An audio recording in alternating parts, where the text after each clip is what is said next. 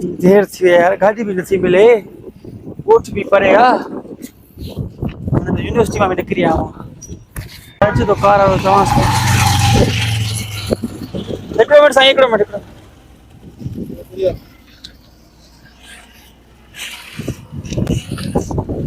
अस्सलाम वालेकुम साईं। वालेकुम सलाम। खुश आयो बखैर साईं, खुश आयो, ठीक ठाक। सर एडे शहर जेका वा ता वनो न।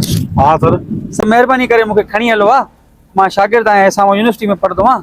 असल में सवारी भी बंद थी आहे, शाम जो टाइम थी वियो आहे, मां यूनिवर्सिटी जो शागिर्द आहियां सर।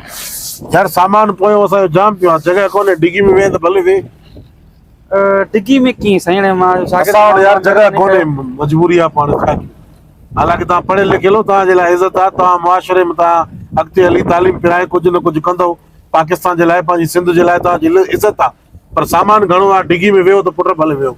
सर डिग्गी में कीअं सर, मुनासिब ई न आहे।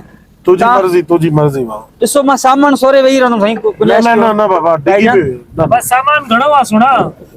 सामान असांजो शादी आहे बाबा, सामान को डिगी में वेहो त ठीकु आहे, न त टाइम न विझायो असांजो। हल ठीकु आहे, आप मां वेहां थो। हा वेह, डिगी में वेह। डिक्की खोलू था वे। कीअं कयां हाणे, राति थी, सवारी बि न आहे, पाण विहांसि थो, छा कयां, मजबूरी आहे, कोई ॾिसंदो बि न।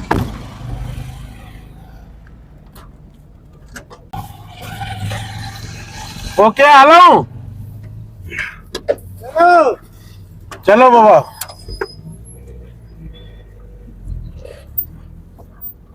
लो साईं बचाए जाए, डिग्गी में कड़ी वेठो ही ना यहाँ।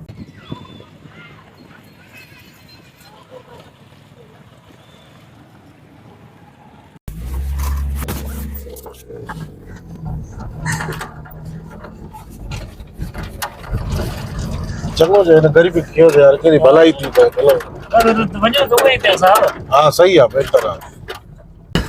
हलाड़े काथे फाथो आ यार, ची मां वो किरायो दे आबो मोकलिया तो कोच ते वना है त मां पढ़े लिखे ला गाडो बोटा पे कम मोलाई। ठीक है अल्लाह रहम करे बाबा। ना बाबा कच्चो रस्तो आ, यो याद यो लायो से। हां है जाने। अब लाओ छोकरा।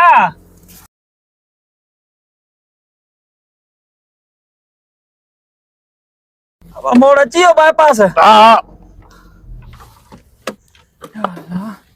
अरे दादी थी आ मुसा यार, अड जंपन में लो बाबा, लो लो। हां वाह, मुझो खैर है, डिक्की ते ठारायो साईं। वो काडियो छोकरो जे खयो जे सा जीवा, ए वो बेवा जीवा छा थियो तव? वो छोकरो जो खयो जे, अरे छा थियो थी? अब मां है न, छो न तो सुणो मुखे यार।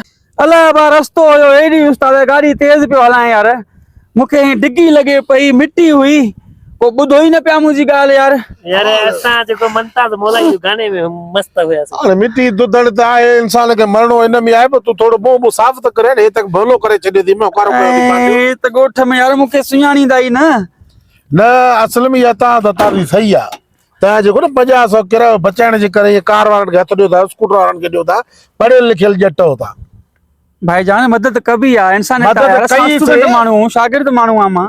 शागिर्द तेज पे हलाए गाड़ी उस्ताद। ना शागिर्द तो पूछा असा जा बाल पढ़ाईंदे यार मैं ख्याल कबो आ। हर को पाजे पेट जे लायक त करे तो असा जे लायक मां बोरचिगिरी करे हल नौकरी दी हुई। छो छा थियो आ?